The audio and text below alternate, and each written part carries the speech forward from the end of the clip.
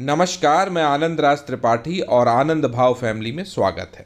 एक बात तो पक्की है, धमाका होने को तैयार है, लेकिन यहाँ पे प्रश्न है कि मेरे साथ चलेगा कौन। 18,600 की निफ्टी पर बाजार महंगा दिखता था, प्रॉफिट बुक किया गया और इंतजार था कि मार्केट गिरेगा। मार्केट आया भी नीचे 17,000 के नीचे, 16,400 तक आया भी मार्केट, फिर 17,000 के ऊपर निफ्टी आ गई है।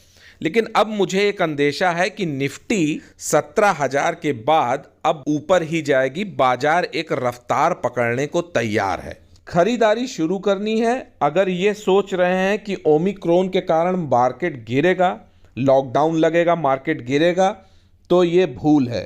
ये बाजार अब रुकेगा नहीं। निफ्टी 20,800 जाएगी और आने वाले साल के अंत तक निफ्टी 22,000 और 23,500 का भी स्तर छुएगी। मेरी बात ध्यान से याद रखिएगा, जब तक निफ्टी 22,000 23,000 का स्तर छू नहीं लेती तब तक मंदी का माहौल नहीं आएगा, बेयर ट्रेंड की शुरुआत नहीं होगी, बाजार में अच्छी गिरावट नहीं होगी लगातार, जिसे बोलते हैं कि बाजार अब 2 साल मंदी में चला गया, वो नहीं शुरू होने वाला। पहले 22,000 23,000, उसके बाद होगी मंदी की शुरुआत। और साथ ही साथ ये बताता भी चलूं कि ये मेरी निजी राय है, पर्सनल ओपिनियन है, तो ये राय सुन के आप लोग सट्टा मत लगाने लगिएगा। अपने फाइनेंशियल एडवाइजर से पहले पूछिएगा, तभी कुछ काम करिएगा।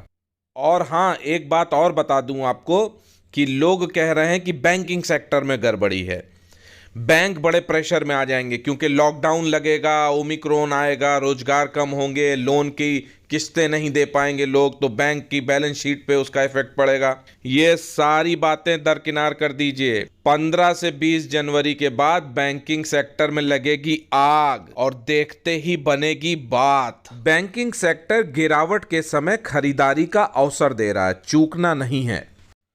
अब हम तीसरी लहर में ज्यादा डर रहे हैं कोरोना की, जबकि डरना हमें था अप्रैल मई में जब दूसरी लहर आई थी डेल्टा की।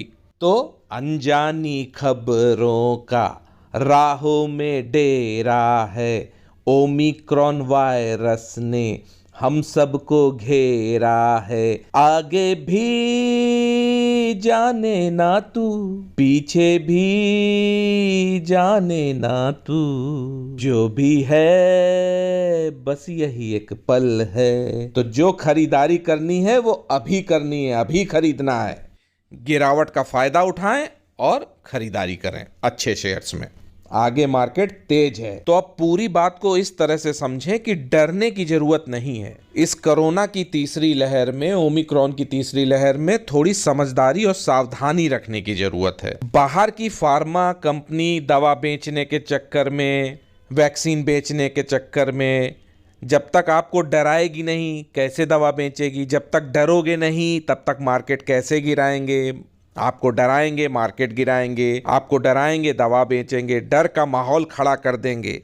भाई माहौल बनाना पड़ता है ना बाजार गिराने के लिए, और बढ़ाने के लिए भी ऐसा कुछ हो जाएगा कि भाई वायरस आया और चला गया। तो जैसे ही ये डर का माहौल बनाया गया है, आप कॉम्प्रोमाइज कर लोगे और कंफ्यूज भी हो जाओगे साथ में कि अभी खरीदारी करें, रुकें, क्या करें, बेचें अपने शेयर जो रखें कि और खरीदें। और यहीं पर चूके तो समझो मुनाफा हाथ से निकल गया। भाई एक बात समझो ना आप, जब बाजार ऊपर जाता है तो नीचे भी आएगा, और नीचे आया था तो बाजार ऊपर जाएगा। फाइनली बाजार और आदमी दोनों ऊपर चले जाएंगे। और फार्मा को नहीं भूलना है, फार्मा सेक्टर में जूस अभी बाकी है। जनवरी और फरवरी में पैसे कुछ बन सकते हैं, लेकिन बैंक को बिल्कुल भी मत भूलिएगा, बैंक में तेजी आएगी। अब बैंक की बारी है, सब कुछ प्राइस इन हो गया है। और शिकायत थोड़ी ये भी है कि आप लोग सब्सक्राइब नहीं करते हैं, इसलिए मैंने भी थोड़ा यूट्यूब पर आना कम कर दिया है।